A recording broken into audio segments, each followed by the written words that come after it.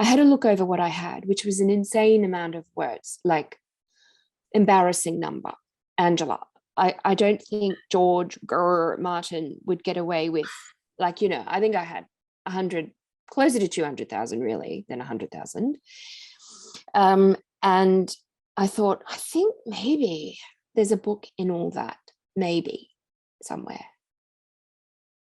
When we talk about authenticity, we are also talking about the obligation to our communities to responsibly tell these stories in the best way for us, so that there is a broad reflection of our communities and our cultures and our languages at all levels for all individuals, and that they see representation and that they see themselves. I was so curious about the top of the tree. I got up there and oh my gosh, you can imagine the iguanas, the insects they were eating, the birds that were eating the insects, and the leaves and the flowers and the ferns and the, amazing vines. So it was this whole world that I did afterward call the eighth continent.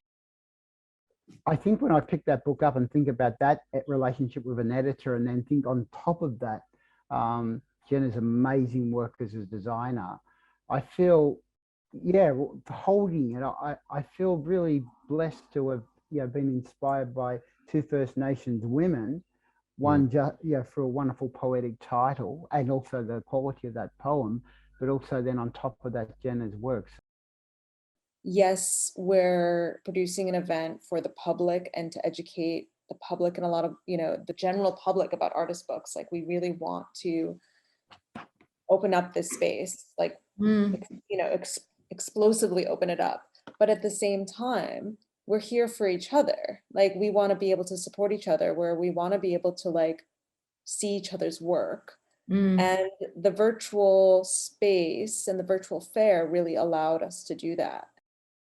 What is exciting is that it feels like there has been this really huge resurgence in First Nation design.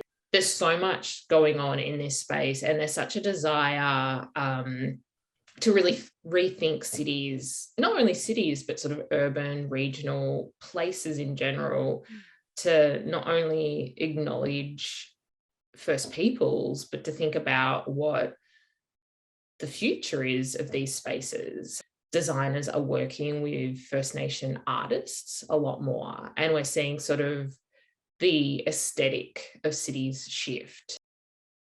And at first I had this sense of, how do you write about something when it's unfolding? You don't know where it's going, you don't know how it's going to impact you. But I think also as writers of colour, I kind of had this realization that we do that all the time. When I was writing The Hate Race, I said to someone, it's like writing about your house burning down while you're still trapped inside the burning house. Yeah. That you live, in a white supremacist world, or in a world in which you are constantly having these interactions.